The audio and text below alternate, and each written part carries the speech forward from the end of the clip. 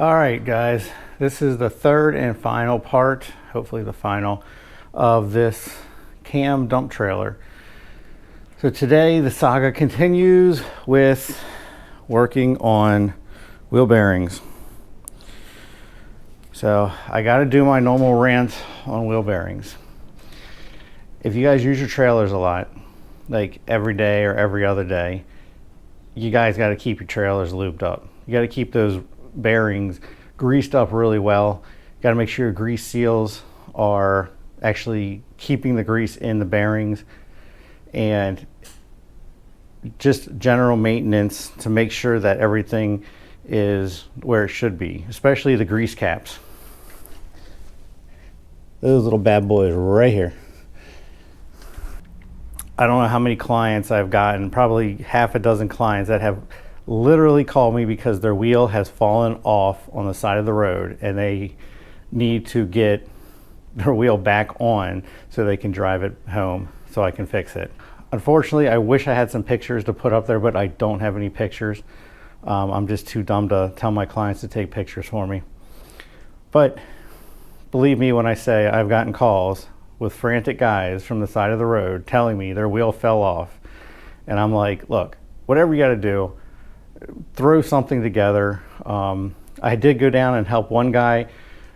His bearings were so toasted we had to chisel them off the spindle and then essentially pound new bearings back in just to get him going where he was supposed to be. So yeah, regular maintenance is great. And everyone says, oh, I got those grease fittings on my spindles, that'll take care of everything. Yeah, that doesn't do it either.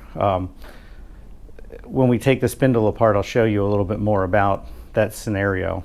But essentially that just throws grease to the main bearing in the back, which is the load holding bearing, but you still need grease in the front to keep the wheel from falling off.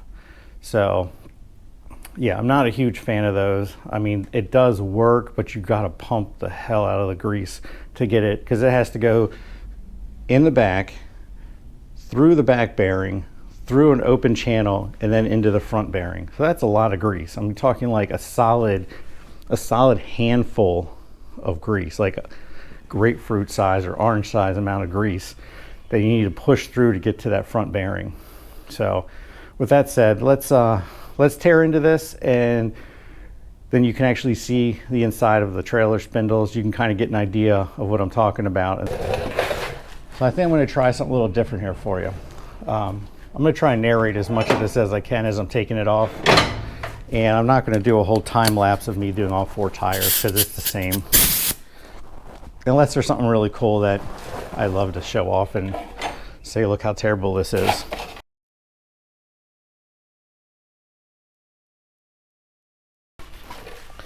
And one of the other things that we're going to do too is we're going to adjust the brakes. All right, let's knock this thing off and see what it looks like in there.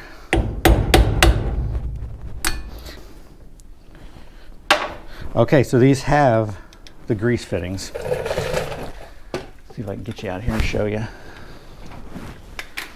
Okay, so there's the grease fittings. This is your retainer washer. This keeps the big spindle nut from moving while you're driving. So this you simply pop off. And I like to stick the stuff in the grease cap because then I know that it's going to stay clean. All right. And these just should be just barely finger tight.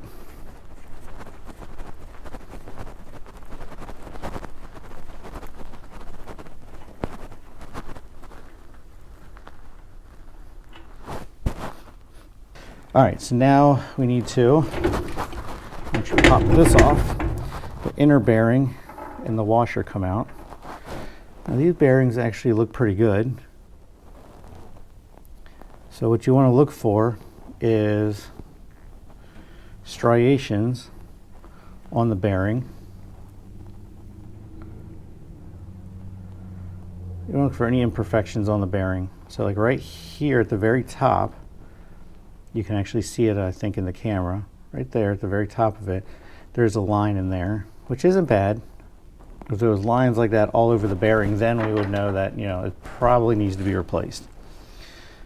All right, so here's going to be the money shot. Let's pop this thing off and see what it looks like.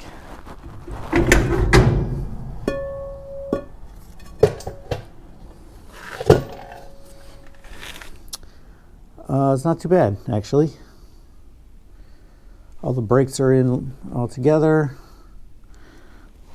I think the grease seal, which I can feel it down there. Let's see if I can get some better lighting.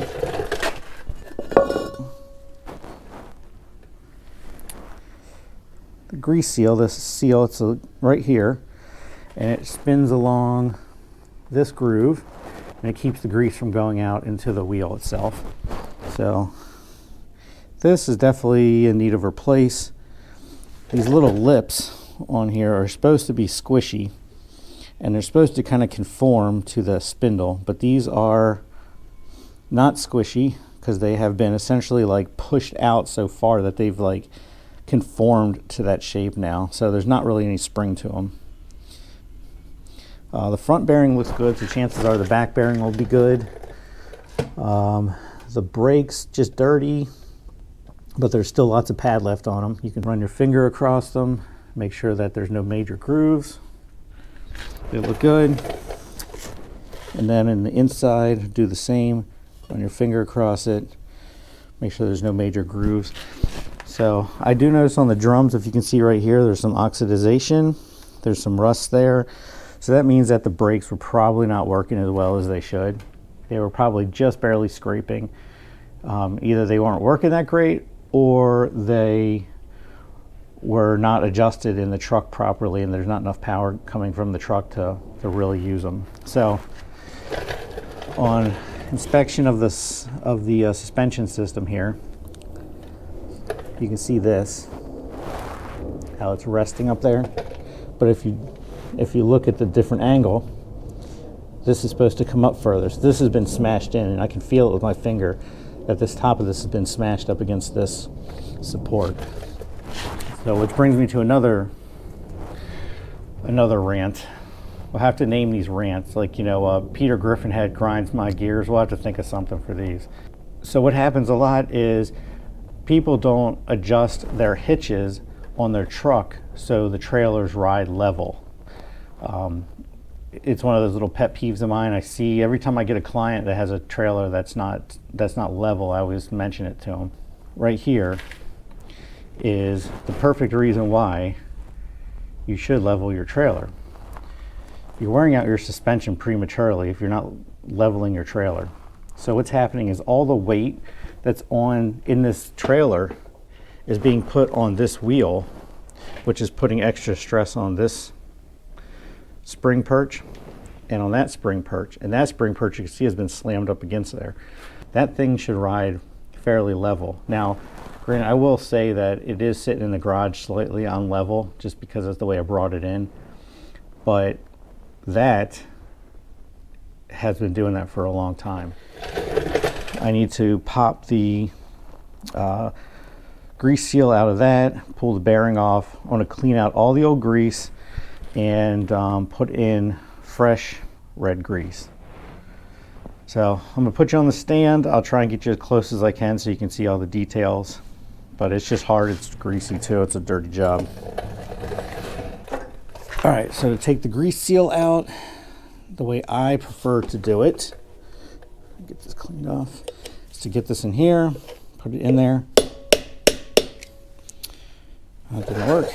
I like to deform it, and then you should be able to pry it up.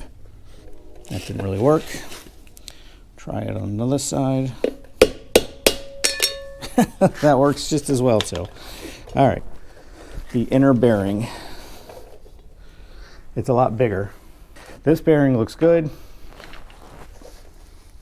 Let's clean it up a little bit and see exactly what it looks like. So if you could see, it's in really good shape actually. There's no striations at all. Minor striations I see here and there, but nothing major. Definitely worthwhile to save the bearing and put it back in.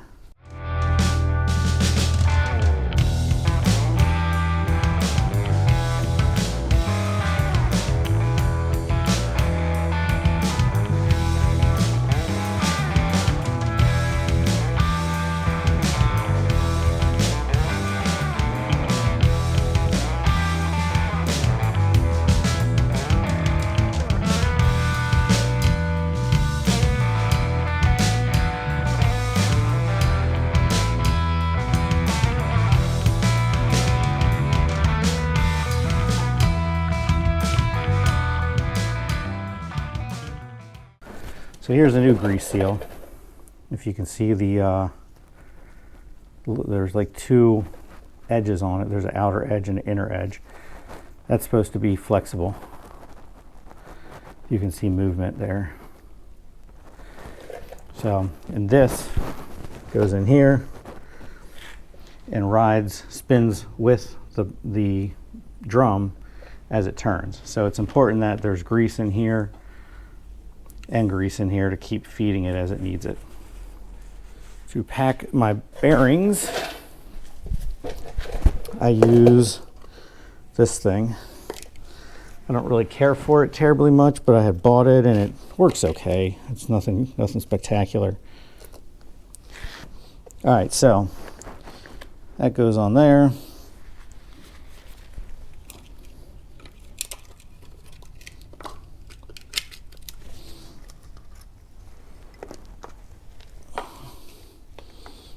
Put the cap on.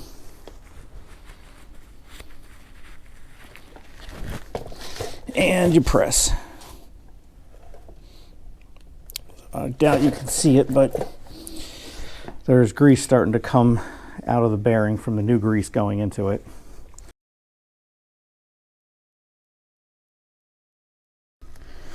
All right, so we're going to wipe off the outside of the bearing, get as much of the blue off as we can. Take as much of this red. You need to fill up this cavity with the red. All right, so we got a good bit in there. So let's take some of this red that's in here and rub it on the outside of this.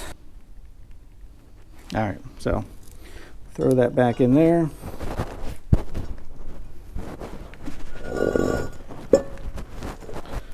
Put that in there.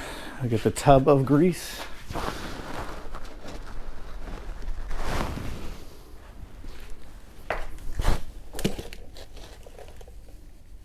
This is such a dirty job. Like I said, it's easy money, but it's still just dirty. All right, so just take a nice big old slop of this crap. I'm just gonna rub it all in here.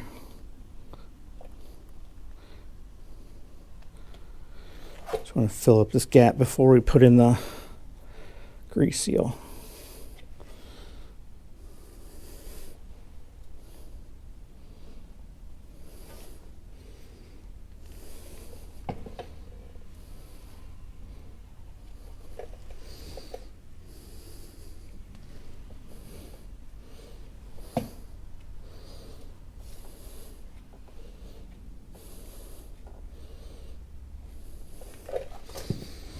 All right, so that is done.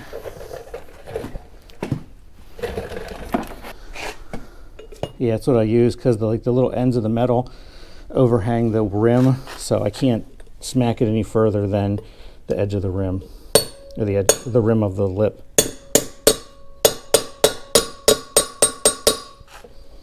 There it is. Okay. So before we put this on,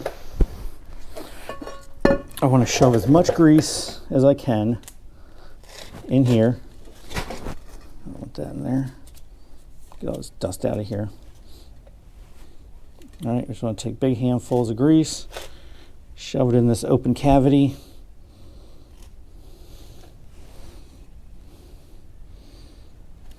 Perfect. I got plenty of grease in there.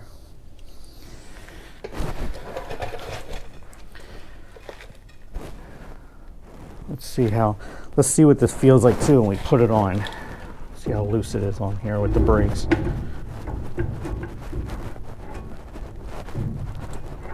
That is very loose. Okay, so what we need to do is we need to adjust the brakes out a little bit. And it's a ton easier when the drum is not on the trailer. So to do the brakes, you want a screwdriver, flathead, to be exact.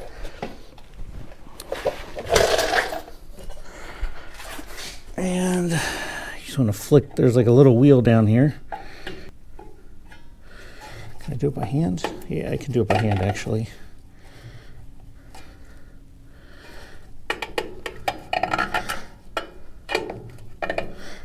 So there's a spring on it that puts pressure on it to keep it from turning while you're driving.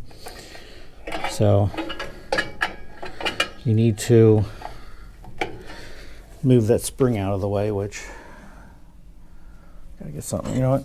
Just need something to push it. So I'll take this and stick it in between the spring and the little turn knob, and that'll allow me to turn this thing easier without the spring being in the way. But when you're done, you gotta make sure that you make sure the spring sits in there properly, or else it could loosen up as you're driving.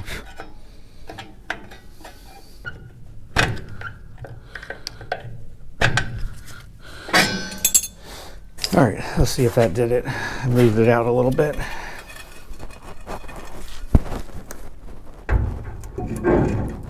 Yeah, there's a lot. There's hardly any play on that. Okay. Yeah. If you can hear it, you can hear that rubbing noise. That means the brakes are right up against the back of the drum. So, and that's what you want. You just want a little bit of pressure on there. All right, time to do the small bearing. Put that in there. And bear down with all my weight.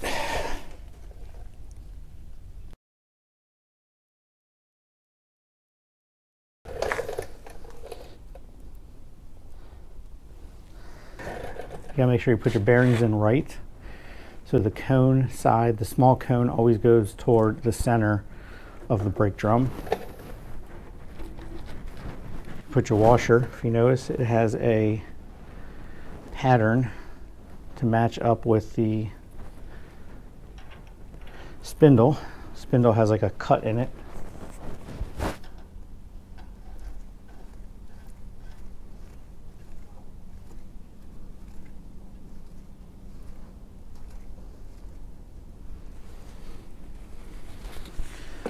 So the way I've always been taught to do the bearings is get it tight, get a finger tight, tighten up a little bit more, spin this, kind of preload the bearings.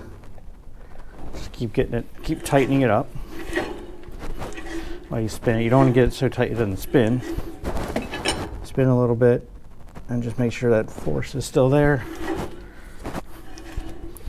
All right, now that it's seated, you unscrew it so it's finger tight, finger loose, I guess. And you get it tight with your fingers.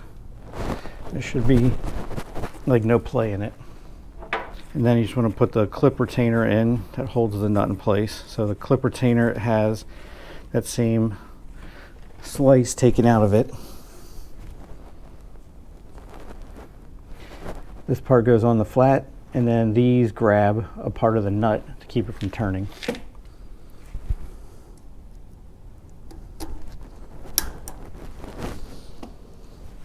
So I just usually take my screwdriver and push in to make sure it's seated all the way, because it does get hung up on the threads of the spindle. And that's it.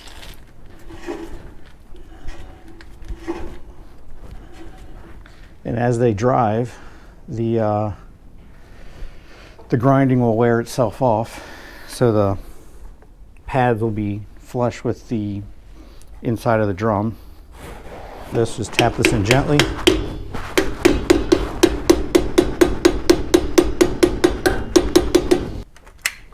All right, so this particular cap, grease cap, actually has a little rubber piece in here.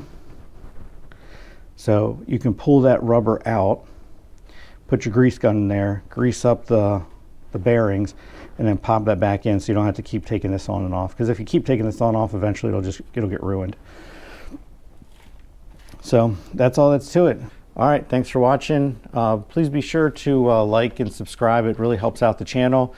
I'm really trying to get a nice presence on YouTube, and the more subscribers and the more likes and comments I can get, the better the algorithm, and I can get in there and really get my videos out there. And any other comments, I'd be really happy to hear anything that any questions you guys have, or anything that you see that you would like me to do, or if there's something in the video you don't like, that you don't want me to do anymore. Please, I'm all ears. This is all new to me.